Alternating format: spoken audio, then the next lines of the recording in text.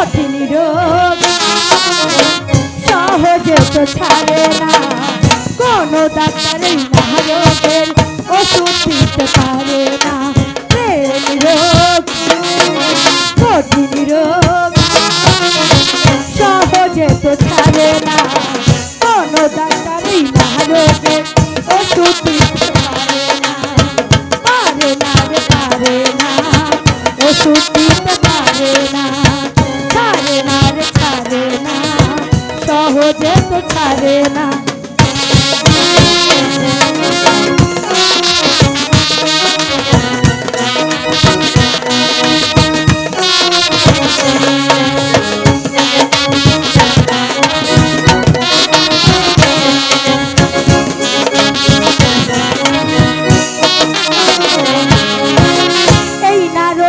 ওষুধ তুমি সামনে আছো দাঁড়িয়ে,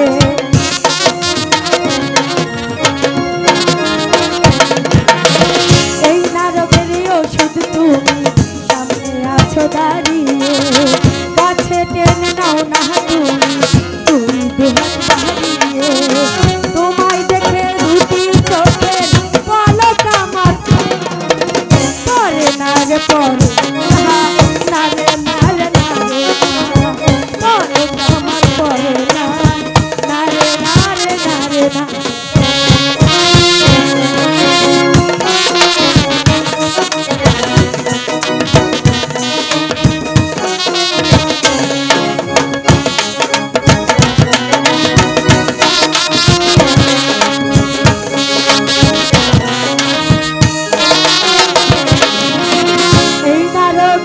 শুধু তুমি সামনে আছো দাঁড়িয়ে,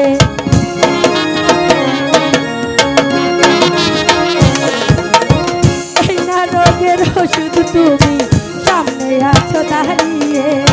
নাও না কেছে টানে আমার কোমল হাসি বাড়িয়ে। সত্যিকারের প্রেমিক যারা তারা তবু মরে না, তারা তবু মরে না না রে না রে না রে না। তারা তবু মরে না না রে না রে না রে না। প্রেম রোগ কঠিন রোগ সহজে তো ছাড়ে না, কোনো ডাক্তারই না রোগের ওষুধ দিতে পারে না। পারে না পারে না, ওষুধ দিতে পারে না। পারে না রে পারে না, সহজে তো ছাড়ে না না রে না রে না রে না, সহজে তা ছাড়ে না। গোলাম খাঁ, আমার মনে হয় কবিরাজ মালাকে সুস্থ করে তুলেছে। আসুন আমরা দেখতে পারি সাথে মালাকে কেমন করে সুস্থ করে তুলেছে। মালা সুস্থ হয়েছে জাহাপনা। কবিরাজ মালা সুস্থ হয়ে গেছে। জি যান, আপনি গিয়ে বিশ্রাম করুন। যান, আমি দরবার শেষে আপনাকে পুরস্কৃত করবো। যান। আমি যাচ্ছি স্যার। কবিরাজ আপনার পুস্তকগুলো নিয়ে যান। মালা। আব্বা হুজুর। মা মালা। আব্বা হুজুর। তোমাকে একটা কথা বলবো মা। বলুন আব্বা হুজুর। যদি কারো ঘরে কোনো উপযুক্ত মেয়ে সন্তান থাকে, বিয়ের উপযুক্ত হয়, তাকে বিয়ে দেওয়া একান্ত প্রয়োজন নয় কি? অবশ্যই আব্বা হুজুর। হ্যাঁ, উত্তম উত্তম সুন্দর প্রস্তাব উত্তর দিয়ে তুমি। কিন্তু মালা মা, তুমি যে আজ উপযুক্ত হয়, এটা তোমাকে বিয়ে দেওয়া একান্ত প্রয়োজন। আব্বা হুজুর। হ্যাঁ, হয়তো আমি তোমার পাত্র ঠিক করে রেখেছি। আব্বা হুজুর। হ্যাঁ মা। আপনি এসব কি বলছেন? হ্যাঁ মা, ওই সময় সারা গোলাম কাকে আমি আলিগড়ে যুদ্ধের সময় কথা দিয়েছিলাম, যুদ্ধে জয় হতে পারলেই আমার একমাত্র কন্যা শাহজাদি মালাকে আমি তার হাতেই তুলে দেব। আব্বা হুজুর। হ্যাঁ। এ কিছুতে হতে পারে না আব্বা হুজুর। কেন কেন হতে পারে না? পিতামাতা জন্মদাতা আর তো কিছু নয়, বিধাতা যে কর্মের কর্তা, সকল শাস্ত্রের কর্তা। আমার হ্যাঁ বলো তোমার। আমার বিয়ে হয়ে গেছে। বিয়ে হয়ে গেছে? বলো কোন সে রাজকুমারের সঙ্গে তোমার বিয়ে হয়েছে? সে কোনো রাজপুত্র নয় আব্বা হুজুর, সে হচ্ছে মহাবীর মালেক সর্দারের একমাত্র ছেলে আবু কাশেম।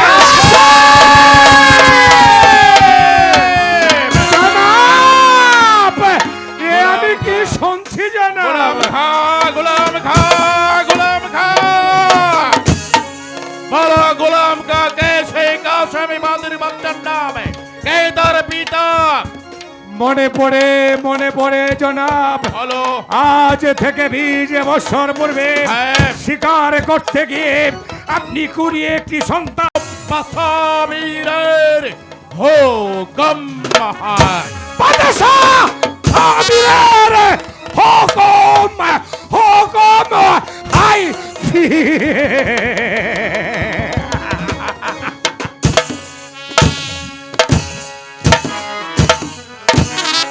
বাদশাহ আমির, তোমার আদেশ নেই মুহূর্তে উল্কার বেগে ছুটে যাব আমি মালেকে সর্দারের বাড়িতে। মালেকে সর্দার সে যদি তার ওই পালিত সন্তান আবু কাসেমকে তার বাড়ি থেকে তাড়িয়ে দেয়, তাহলে ভালো। বাদির বাচ্চা আবু কাসেম, তুই আমার কালি জায়েদ হাত দিয়েছিস, আমি তার কালি জাতা ছিঁড়ে আনবো। তবে আমার নাম খানে খানাম মির্জা মোহাম্মদ গুলাম।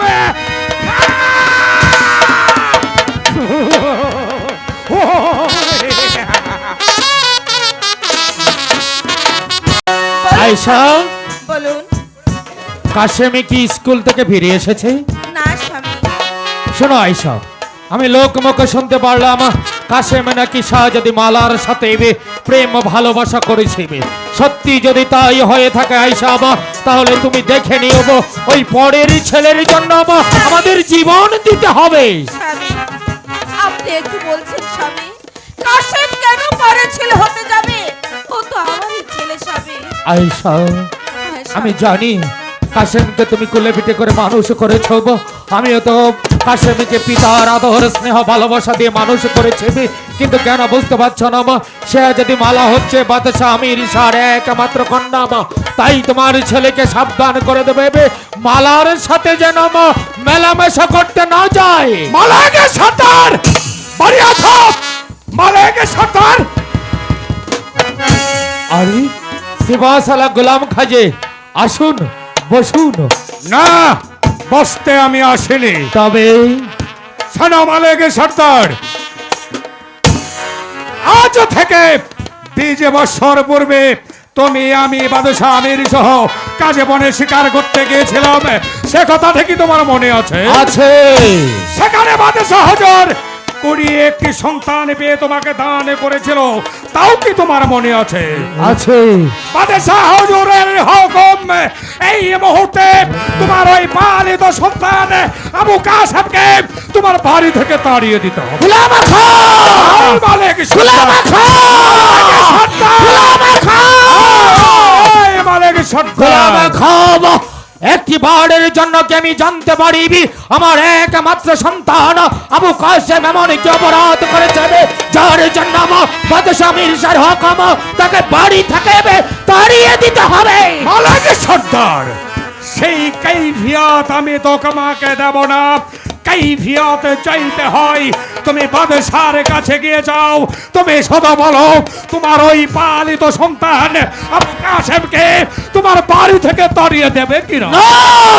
মালিক সর্দার, গোলাম খা, এই মালিক এই সর্দার, গোলাম খা, মালিক সর্দারের বাড়িতে এসে মালিক সর্দারের সন্তানকে তাড়িয়ে দিতে বলছো? ইয়াদ রেখো, কৈফিয়ত না দিয়ে আমার বাড়ি থেকে তুমি যেতে পারবে না। মালিক সর্দার, এই মালিক সর্দার, সামান্য একটা লাঠিয়ালের সন্তান হই বাদশাহ জাতির সঙ্গে প্রেম প্রীতি ভালোবাসা করেছে, এটা কি তার অন্যায় নয়? না, অন্যায় নয়। সত্যি যদি আমার সন্তান আবু কাসেম পবিত্র ভালোবাসা করে থাকে, সে যদি মালার সাথে তাহলে সে কোন অন্যায় করে নিবি।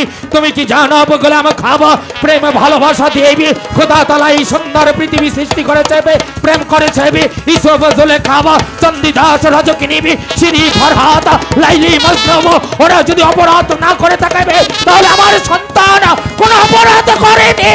মালিক সর্দার, গোলাম খা, এই!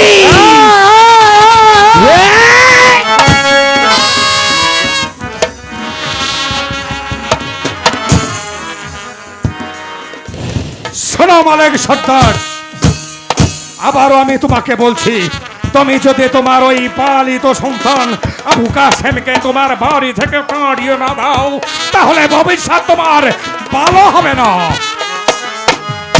হ্যালো বাবা, বাবা, এই যে বাবা।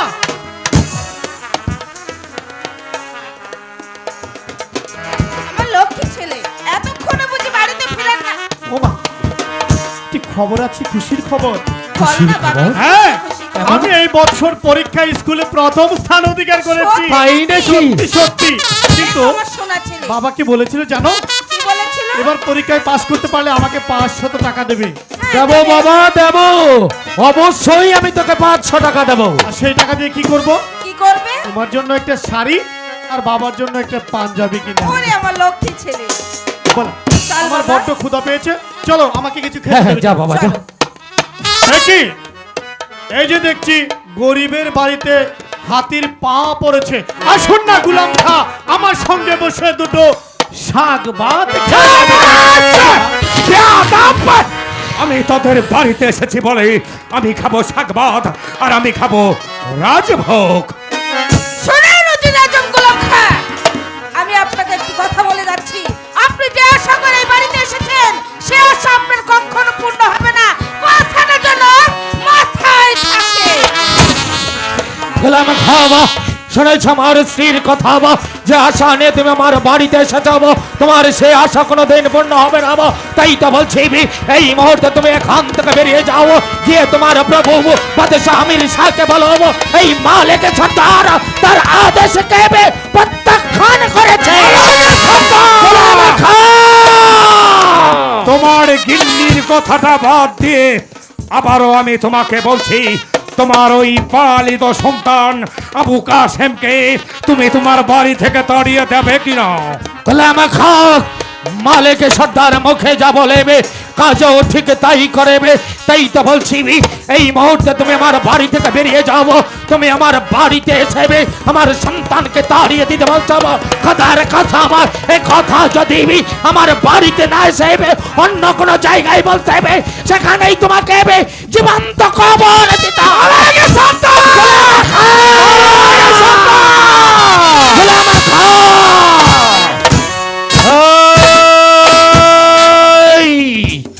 এই গোলাম খাঁ, এটা মালিক সর্দারের বাড়ি, অতএব গলা নামিয়ে কথা বলো। তুমি কি ভুলে গেছো সেই দিনের কথা বা, যেই দিন আলীগড় যুদ্ধে তুমি আমি মিশরের হাজারো সৈন্য যোগ দিয়েছিলাম, মিশরের হাজারো সৈন্যর সাথে পেছন থেকে তুমি পালিয়ে এসেছিলে, কিন্তু এই মালিক সর্দার এই বাঁশের লাঠি দিয়ে হাজার হাজার লোকের মাথা পাঠিয়ে বাদশাহ আমিরকে মিশরের মসনদে প্রতিষ্ঠিত করেছে। প্রয়োজন বুঝে ওই মসনদ থেকে টেনে নামিয়ে ছুঁড়ে ফেলে দেব, তবু আমার সন্তানকে বাড়ি থেকে তাড়িয়ে দেব না। গোলাম খাঁ! আজ আমি তোমার বাড়িতে এসেছি বলে তুমি আমাকে বেজ্জতি করলে। এটা যদি তোমার বাড়ি না হয়ে অন্য কোনো স্থান হতো, তাহলে এতক্ষণে এই বাদশাহ আমিরের বাচ্চাটা কুত্তা, বেরিয়ে যা মালিক সর্দারের এই বাড়ি থেকে। মালিক সর্দার বেরিয়ে যা।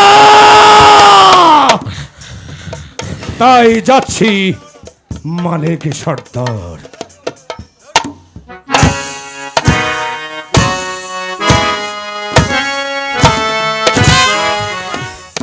আজ আমি তোমার বাড়িতে এসে তোমার স্ত্রী সন্তানের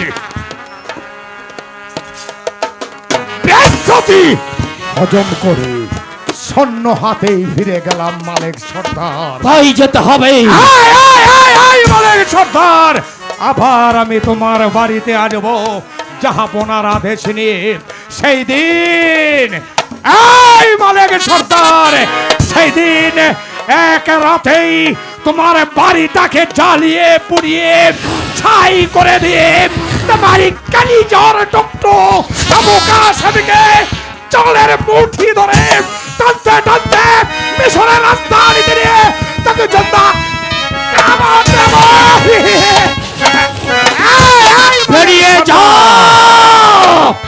আর সেদিনই বুঝবে গোলাম খা কত ভীষণ, কত ভয়ঙ্কর।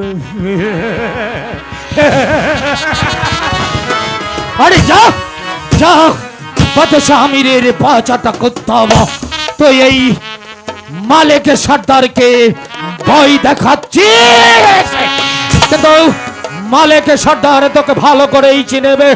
আচ্ছা, তুই আমার বাড়িতে এসেছিস বলেবে তুই আমার মেহমান, তাই তো তুই তোর জানটা নিয়ে এখান থেকে বেরিয়ে গিয়েছিস। খোদার কসম, এ কথা তুই আমার বাড়িতে না আসবে, অন্য কোনো জায়গায় বললে সেখানেই আমি তোকে টুকরো টুকরো করে ফেলতাম। গোলাম খা, তুই ভেবেছিস আমার সন্তান আবু কাসেমকে আমি এই বাড়ি থেকে তাড়িয়ে দেব?